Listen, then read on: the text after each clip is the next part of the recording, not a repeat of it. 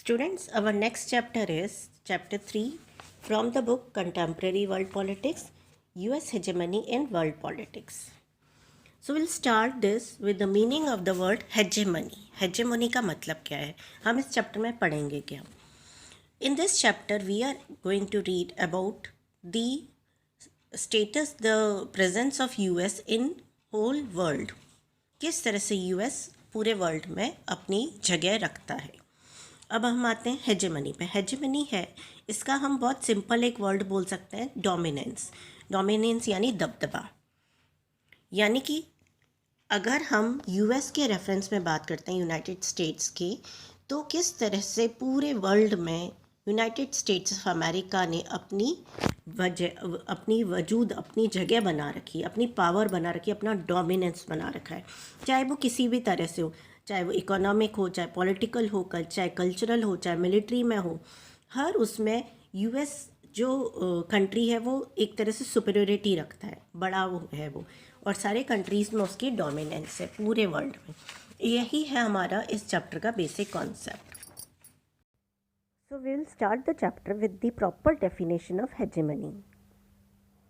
This will come as one short answer, so you have to learn this answer. The word implies the dominance of one state, means world power, in the form of military, economic power, political and culture superiority. यानी कि हर sphere में कोई भी ले ले हम, चाहे military हो, चाहे इकोनॉमिक हो, चाहे पॉलिटिकल हो या कल्चरल, हर जगह पर अगर कोई one power, only one country, one state dominate कर रहा है, सुपीरियरिटी रख रहा है, तो हम उसे कहेंगे hegemony. This is the definition of hegemony. Next topic is beginning of the new world order. Beginning यानी शुरुआत, न्यू वर्ल्ड ऑर्डर. पूरे वर्ल्ड में, पूरे ग्लोब में एक नया तरह का सिस्टम आया, जिसे हमने, आपको याद हो तो पहले हमने यूनिपोलरिटी भी हमने डिफ़ाइन किया हुआ है, उस वही सिमिलर है ये. तो हम इसको अगर हमें समझना है तो we have to go in the past, हमें पास्ट इवेंट में जाना पड़ेगा. सबसे पहले तो अगर हम डेट बैक करते हैं सेकेंड वर्ल्ड वॉर को, तो उसमें भी यूएस ने काफ़ी पावरफुल रोल प्ले किया था. आपको याद होगा कि इसमें जो सेकेंड वर्ल्ड वॉर की जो एंड हुई थी, जो न्यूक्लियर बॉम्ब यूज़ हुआ था, तो ये सब कहीं ना कहीं यूएस की डोमिनेंस मिलिट्री पावर में, आर्मामेंट्स में एस्टैब्लिश करता है. इसके बाद हम आते हैं डायरेक्ट 1991 में. अब आपको याद होगा, अगर आपको सेकंड चैप्टर अच्छे से समझ में आया है, कि 1991 में क्या हुआ था. क्या हुआ था? What happened? Do you recall? Yes, disintegration of USSR. और यूएसएसआर के डिसइंटीग्रेट होते ही बाइपोलरिटी ख़त्म हो गई थी और शुरू हो गई थी यूनिपोलैरिटी. किसकी? यूनाइटेड स्टेट्स ऑफ अमेरिका की. अब यहाँ आपको पता होना चाहिए कि America refers to the United States of America. America सिर्फ एक कंट्री नहीं, it's collection, you can say एक क्लस्टर है जहाँ की बहुत सारे और कॉन्टिनेंट साथ में हैं. मेनली दो कॉन्टिनेंट हम इसमें कवर करते हैं, the North and the South America. इसमें बहुत सारी कंट्रीज आकर के एक तरह से ये यूएस हेजेमनी एस्टैब्लिश करते हैं. तो collapse of Soviet union gave a new form to the world order in which the United States of America established its hegemony over the whole world. Now after this there is one very important question which commonly occurs in the exam, which is commonly asked in the exam. वो है, it is about Gulf War. ये ध्यान रखिएगा, ये बहुत ही important question है. First Gulf War. It goes back like this. अगर ये आप पॉइंट्स वाइज करेंगे तो आपके लिए बहुत आसान हो जाएगा इसे लर्न करना. इन अगस्त 1990 Iraq invaded Kuwait. First point है, अगस्त 1990 में इराक ने कुवैत पर अटैक किया था. Rapidly occupying and subsequently annexing it. ठीक है, बहुत अचानक अटैक हुआ था ये, और इसकी भी हम वैसे तो इसका एक पूरा हिस्टोरिकल एपिसोड है, पर अब भी हम उतना डिटेल में नहीं जाएंगे, शॉर्ट आंसर ही करेंगे हम. तो इराक ने इसका काफ़ी टेरिटरीज की कब्ज़ा कर लिया था इस पर. All diplomatic attempts were a failure in convincing Iraq to quits its aggression. जितने भी बाकी कंट्रीज़ थे, सऊदी अरब भी था, जिन्होंने की बहुत कोशिश की पहले, वहाँ के जो लीडर थे सद्दाम हुसैन, उन्हें समझाने की, उनके साथ मीटिंग्स हुई, सेमिनार हुई, बट उसका कोई भी जो निष्कर्ष से कंक्लूजन वह नहीं निकला, और इराक एक तरह से वो एग्री नहीं हुआ इस वॉर को, इस एग्रेशन को ख़त्म करने के लिए। United Nations took a dramatic decision to mandate the liberation of Kuwait by force. अब एक तरह से ये डिसीजन लिया गया कि अब फोर्सफुली हमें कुवैत को फ्री कराना, लिबरेशन यानी फ्री कराना, बाय फोर्स यानी पावर के उससे।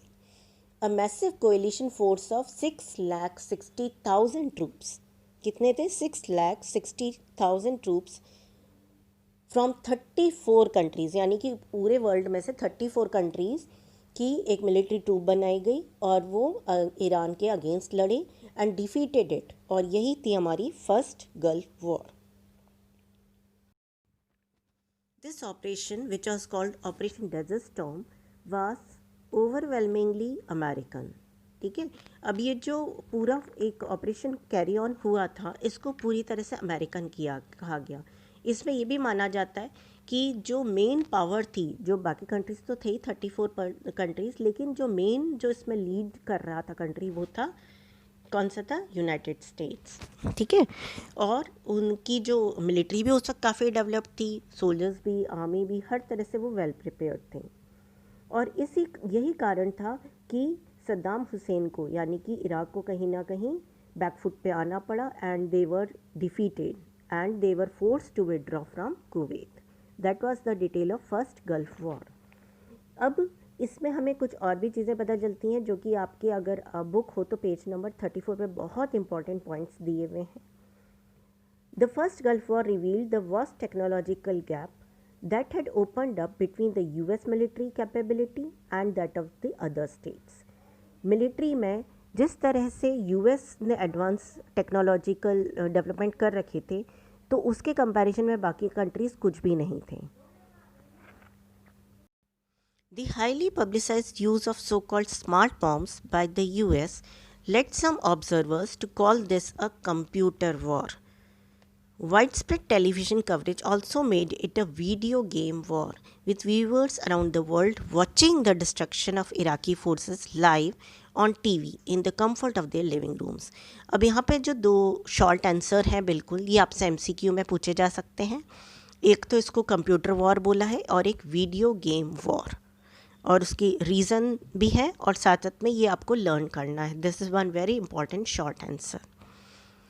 Now the US may have made a profit from the war. According to many reports, the US revealed that they received more money from countries like Germany, Japan and Saudi Arabia than it had spent on the war. यानी कि जितना इन्होंने खर्च किया था उससे भी ज़्यादा इन्हें मनी मिला था। That was the detail of the first Gulf War. Now after this, next topic is the Clinton years. We'll see the main points only. After winning the first Gulf War, George H.W. Bush, who was the president at the time of the war from United States, he lost the election. Presidential election ही हार गए थे 1992 में. He lost the elections of president.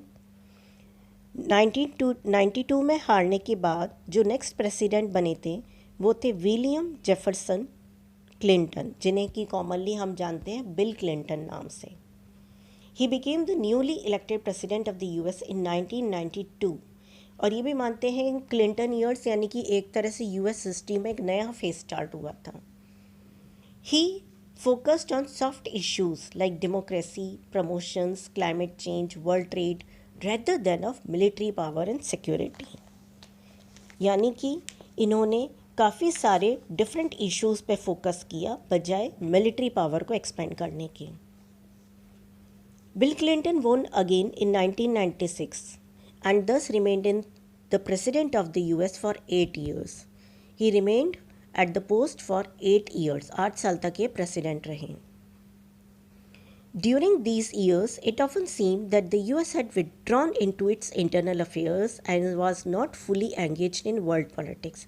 इस वक्त ये काफ़ी लग रहा था कि जो प्रेसिडेंट भी थे और जो कंट्री था वो अपने इंटरनल डेवलपमेंट पे, इश्यूज़ पे ज़्यादा फोकस कर रहा था rather than bothering about the other matters of the world.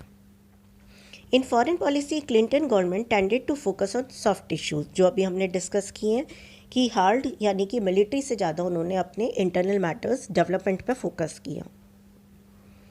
हालांकि ये भी है कि जब कभी भी ज़रूरत पड़ी तो हाँ, यूएस ने उस वक्त अपने मिलिट्री पावर को शो भी किया है।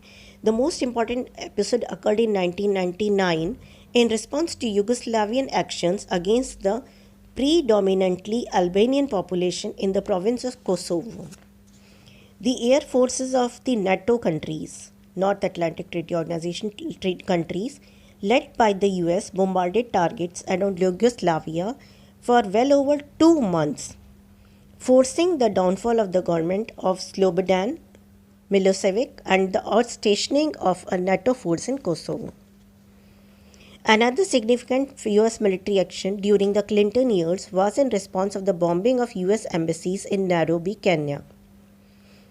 These bombings were attributed to Al-Qaeda, a terrorist organization strongly influenced by extremist Islamist ideas.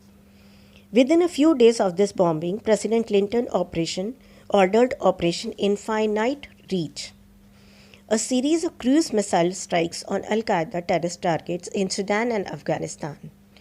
The US did not bother about the UN sanction or provisions of international law in this regard. ये बहुत important point है कि US ने कभी भी चिंता नहीं की कि उसे यूनाइटेड नेशन से कोई सैंक्शन मिले, कोई परमिशन मिले, कोई प्रोविज़न पास हो।